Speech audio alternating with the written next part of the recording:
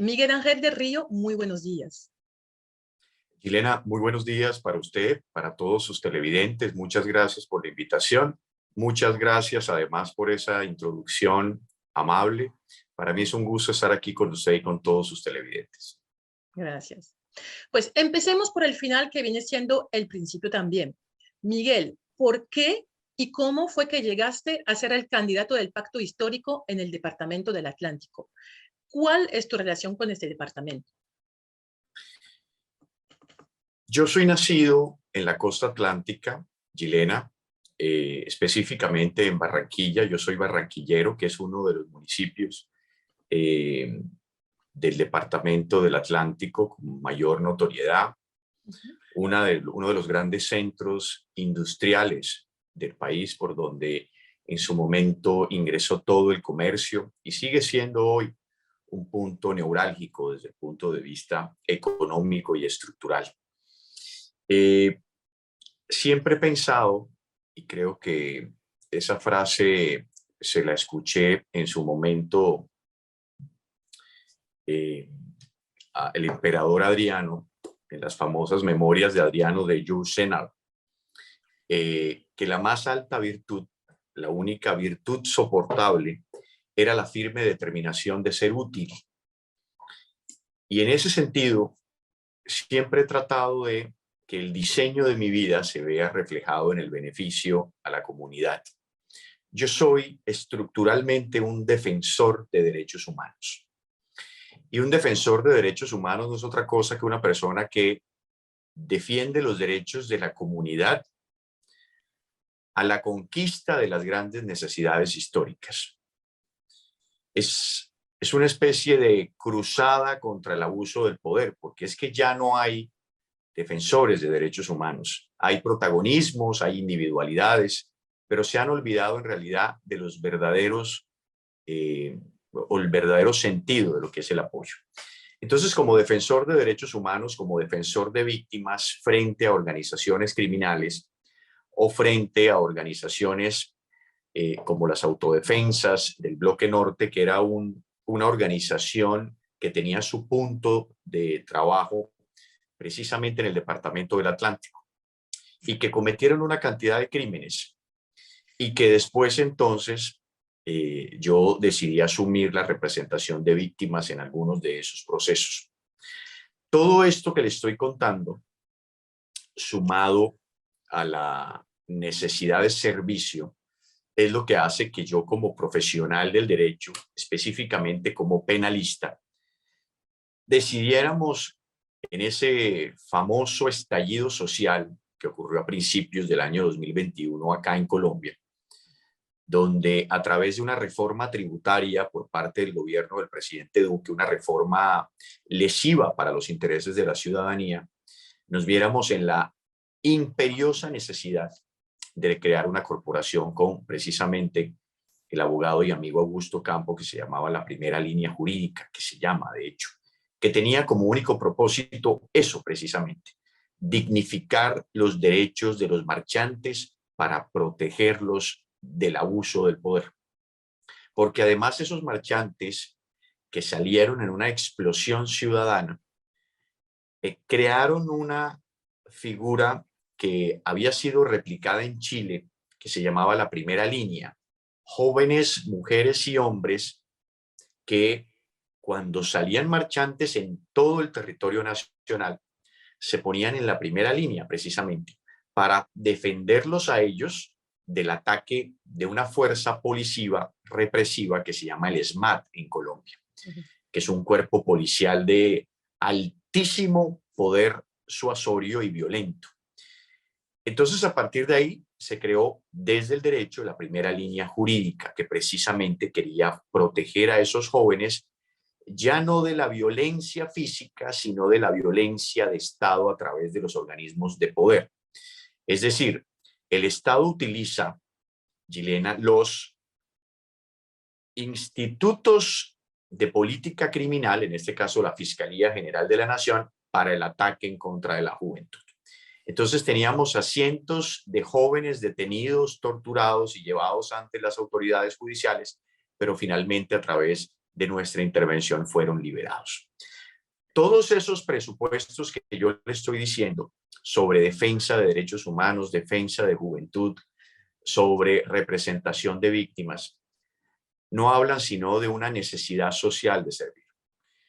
Y necesariamente eso tenía que desembocar en algún tipo de intervención política, que es en la que estoy en este momento.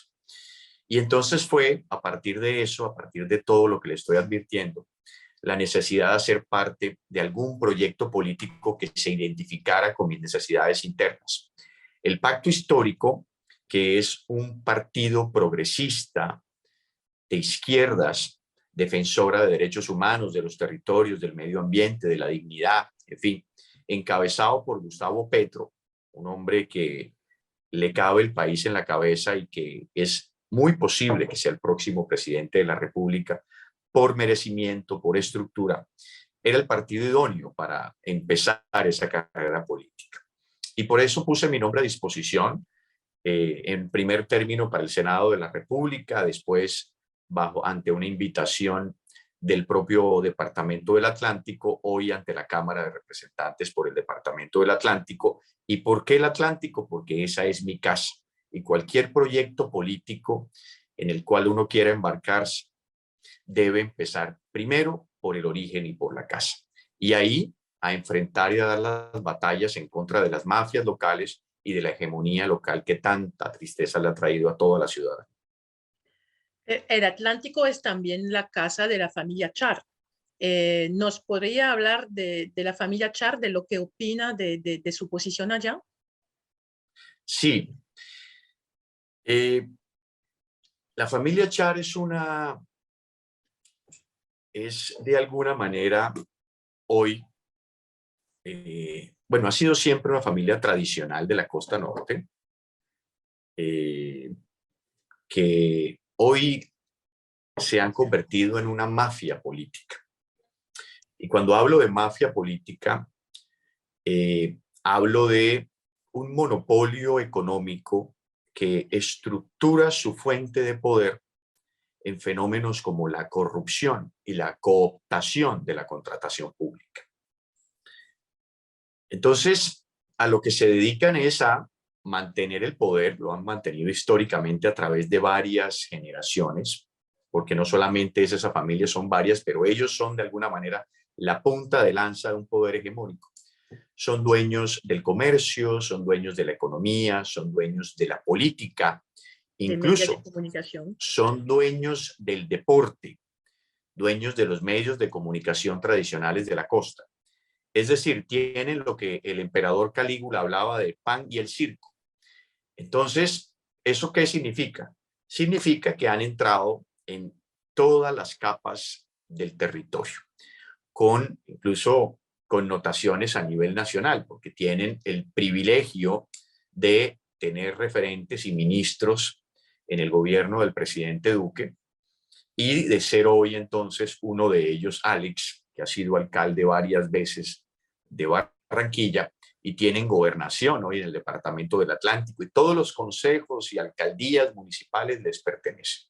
Entonces están intentando expandirse a nivel nacional. Hoy Alex, que es en este momento la cabeza visible de ese proyecto, es candidato a la presidencia de la República con 46 investigaciones, Gilena, además un despropósito, tanto disciplinarias como penales, que evidentemente debido a ese poder hegemónico que termina incrustándose además en los sistemas judiciales, no permite que esas investigaciones avancen. Entonces, para resumírselo, es un clan mafioso que tiene poder económico, político, en medios de comunicación y que tiene como único propósito incrustarse decididamente no solamente en el poder local que ya lo tienen, sino en el poder nacional. Y eso sí es un mal bien conocido en Colombia y algo bien peligroso. Estábamos hablando de la juventud ahorita con lo de la primera línea jurídica. ¿Es por eso que es tanto admirado por la juventud o lo estaba antes? Pues no lo sé, la admiración es una construcción mental, simbólica, que tiene varios orígenes. Es posible que mi intervención como miembro de la primera línea jurídica haya desatado la admiración, o que previamente ya existiera algún tipo de referencia sobre mi nombre. Yo no soy más sino, como le he dicho desde un principio, un defensor de los derechos de la ciudadanía, y a mí me parece que la juventud chilena necesita reflexión. Necesitamos una juventud inconforme, rebelde. Necesitamos revolucionar el sistema educativo, porque hemos aprendido solamente a seguir. En la ciudadanía existe un servilismo, una entrega desde el punto de vista ideológico y mental. Estamos diseñados estructuralmente en América Latina para la obediencia, quizá por esa colonización perversa que tuvimos hace tantos años, que nos dejó solamente la capacidad de seguir.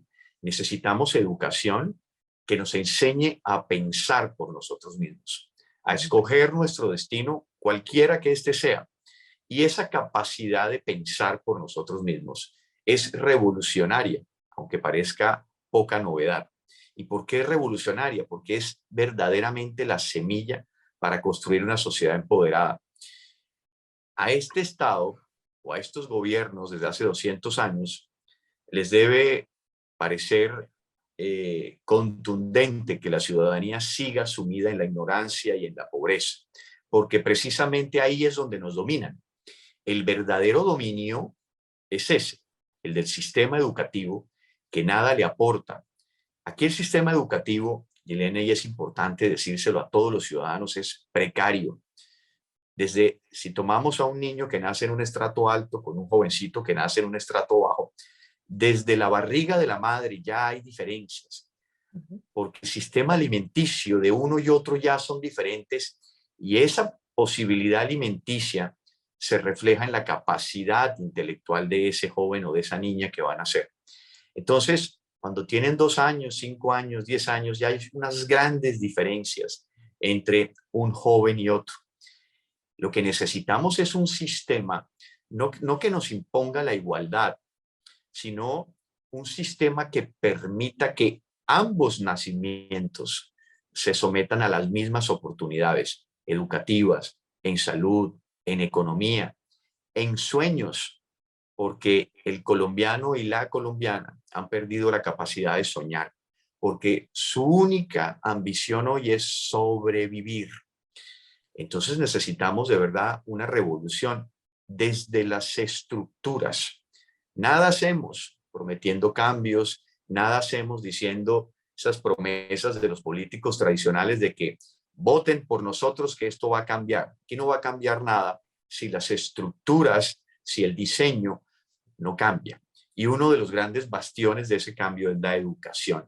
Y los jóvenes son los verdaderos destinatarios de este proceso revolucionario que no cambiará en una década. Se necesita una generación que impulse necesariamente esos cambios. Y por eso considero que dentro de mi estructura mental, lo que debe hacerse aquí es revolucionar la educación, revolucionar la forma de analizar los problemas de la ciudadanía y que eso se refleje en beneficios para toda la comunidad.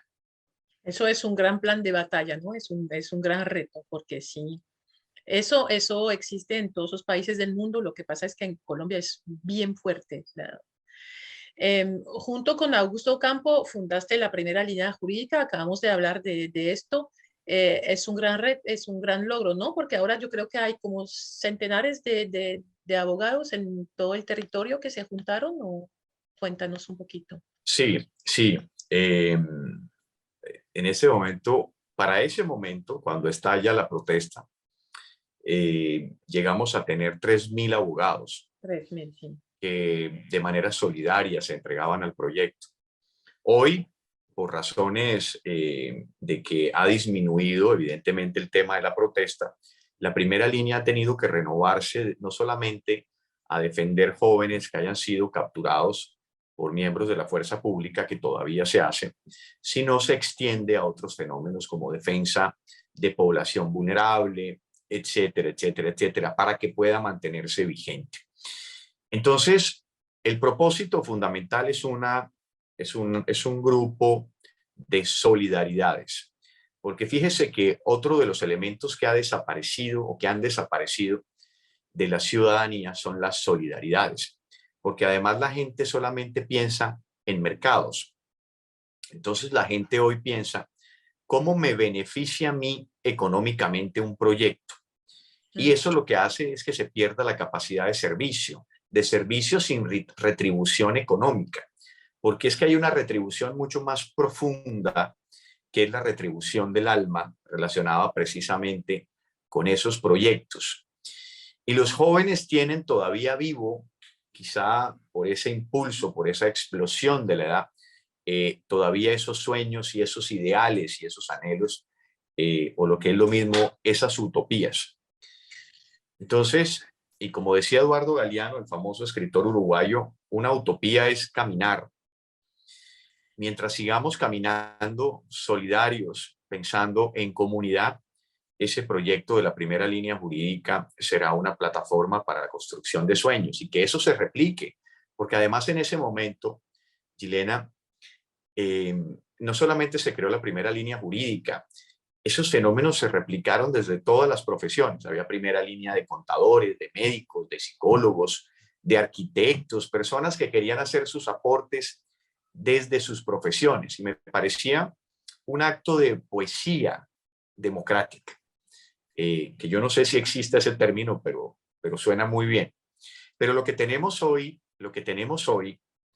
es Alain Badiou, un conciudadano suyo, hablaba de materialismo democrático, y se refería a que todo en la vida tiene hoy valor mercantil, hasta la vida.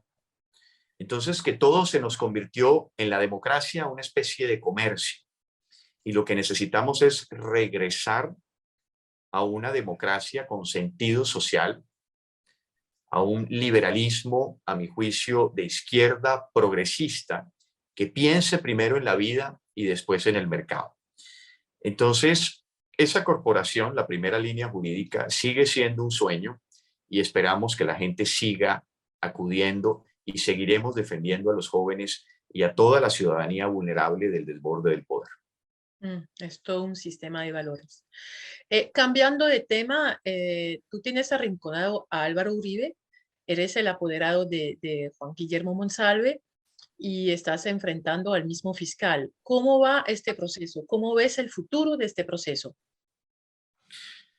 Yo soy muy optimista, no ese optimismo que hiede a idiotez, sino un optimismo real. En ese momento estamos enfrentando una solicitud de preclusión por parte de la Fiscalía General de la Nación. Pero bien sabemos que la Fiscalía General de la Nación es una entidad al servicio del Estado. Por lo que le he dicho hace un tiempo de que en Colombia no existen las divisiones de poderes y entidades como la Fiscalía General de la Nación, que debieran ser independientes del gobierno central, solamente son sus apéndices. Entonces, como Álvaro Uribe Vélez renunció a ser investigado por la Corte Suprema de Justicia, que era su juez natural, y renunció a su fuero de senador, ese proceso llegó a la Fiscalía. Y el jefe de la Fiscalía General de la Nación, o el fiscal general de la Nación, era el subalterno funcional del presidente de la República, quien a su vez lo es de su jefe natural Álvaro Uribe Vélez. Es decir, que la Fiscalía como institución, al mando del señor Francisco Barbosa, investiga a su jefe natural. Eso no tiene ningún propósito y con esa construcción, la Fiscalía General de la Nación solicitó la preclusión de esa investigación, que no es otra cosa que cerrarla. Sin embargo, lo que para ellos parecía sencillo se ha convertido en un problema complejo, porque hay una bancada de representación de víctimas en cabeza del doctor Reinaldo Villalba, que representa los intereses del senador Iván Cepeda, del exfiscal Eduardo Montealegre y del ex vicefiscal Jorge Perdomo, y ahora de este representante de víctimas que defiende los intereses de Juan Guillermo Monsalve y de Deyanira Gómez. Entonces, Hoy más que nunca ha sido compleja la argumentación de la Fiscalía sobre los elementos y, por el contrario, los argumentos y los elementos probatorios de las víctimas han sido lo suficientemente elocuentes y fortalecidos como para que la justicia, en este caso una juez de la República, quien deberá definirlo, tendrá una tarea muy dura. Este próximo 10 de diciembre será mi intervención como representante de víctimas y demostraré por qué Álvaro Uribe Vélez sí participó activamente en la construcción de los delitos de fraude procesal y otras actuaciones. Entonces, somos muy optimistas precisamente de lo que está ocurriendo y creemos que el señor Uribe Vélez debe ir a juicio y debe responder por los delitos cometidos en este proceso. Es decir, la decisión del 11 de noviembre le permitió tener también esta esperanza, ¿cierto? Porque el proceso hubiera podido el 11 de noviembre. El proceso habría podido fácilmente terminar ahí y Sí. terminar a través de una intervención técnica, sin debate, por una acción de tutela que había interpuesto la defensa de Álvaro Uribe Vélez, pero afortunadamente la Corte Constitucional estuvo a la altura de la grandeza y decidió entonces negar por improcedente esa tutela y seguir el proceso penal hacia adelante. En lo que se refiere a la niñez política, ¿en qué vamos? ¿Nos podría contar de este proceso también? Sí, recordemos que la niñez política chilena es el ingreso de dineros del narcotráfico a la campaña del presidente Duque.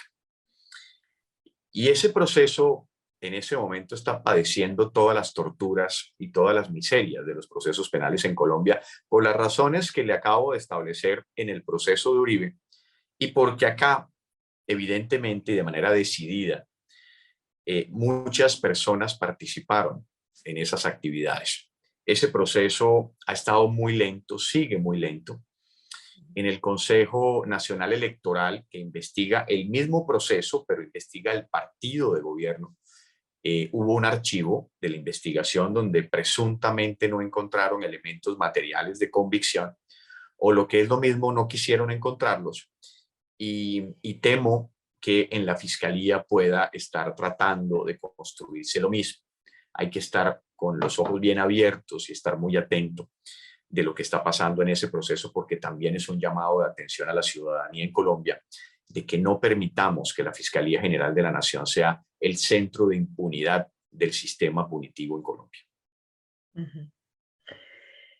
Mi última pregunta será sobre esta popularidad que usted tiene, que las bases creen mucho en usted, en los jóvenes, los trabajadores, la gente del Atlántico, en general el pueblo colombiano.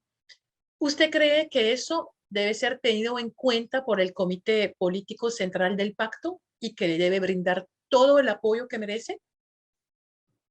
Mire, yo pienso que en un partido progresista, en un partido que ambiciona llegar al poder con estructuras del progresismo y de esos cambios estructurales que se merece una nación, deben ser las bases de los proyectos políticos o deben ser las autonomías regionales las que escojan a sus propios dirigentes.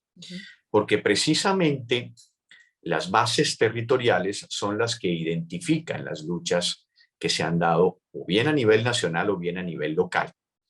Entonces, esa es precisamente la construcción que debe hacerse desde un proyecto político. Porque si permitimos o si se permiten que otras regiones, otras influencias terminen escogiendo a sus candidatos, se pierde ese hilo conductor con la ciudadanía. Si las bases de una región, si los trabajadores, las trabajadoras, el pueblo ha tenido una comunión o considera que un candidato o que una candidata representa esos intereses, es imprescindible la autonomía regional para su escogencia. Ahora bien, las cabezas de lista o sobre las cabezas de lista debe existir el mismo presupuesto. Un partido progresista, un partido de ideología estructuralmente de izquierdas progresistas que aspire o tenga la ambición de ser poder, debe comulgar precisamente con los presupuestos ideológicos. No es posible que las cabezas de lista de las regiones al Congreso de la República respondan a criterios diferentes a eso, porque entonces estaríamos deslegitimando lo que hemos construido históricamente, que es defensa de derechos humanos, defensa del medio ambiente, defensa de la población vulnerable, defensa de la ciudadanía, respeto por las fuentes de producción, respeto por los derechos liberales de los seres humanos, derecho de las personas a hacer con su vida y con su cuerpo lo que consideren. Esas son las estructuras de un modelo progresista que tenga evidentemente como construcción precisamente todos esos presupuestos. El derecho a la mujer, por ejemplo, o de la mujer a construir su propio modelo de vida. Que ustedes en Europa, por ejemplo, han dado todas las luchas posibles, pero que acá en Colombia todavía son incipientes. Acá hay un sistema, Yelena, patriarcal, donde la mujer está absolutamente sometida al poder dominante de lo masculino. Y eso es inaceptable. Entonces, un partido que defiende todas esas tradiciones de las que estoy hablando, o todas esas construcciones, merece que sus cabezas de lista para llegar al Congreso comulguen con cada una de esas visiones. Por eso me parece que pertenecer a un partido político es ser coherente con las convicciones del individuo o de la mujer que quiera participar. Yo apoyo el pacto histórico porque es una comunión, una diversidad de seres humanos que desde diversas corrientes alejadas de la política tradicional quieren volver a replantear el concepto de política como servicio y no de politiquería como fenómeno de corrupción. Entonces, dado esos antecedentes y esas premisas, yo apoyo con absoluta convicción el pacto histórico y creo y estoy convencido que Gustavo Petro es el referente de toda esa construcción. Pero lo más importante es que todo eso que le he advertido debe acudir a un fenómeno que se llama coherencia ideológica. Bueno, mil gracias por esta entrevista para el medio digital Vándalos. Le agradezco mucho. A mí me agrada mucho, Gilena, estar aquí con usted, con todos sus televidentes, y ojalá que la ciudadanía despierte de este letargo larguísimo de ignorancia y de desborde del poder y volvamos a tener nuevamente una Colombia digna que nos merecemos todos. Muchas gracias y un fuerte abrazo a todos. Gracias.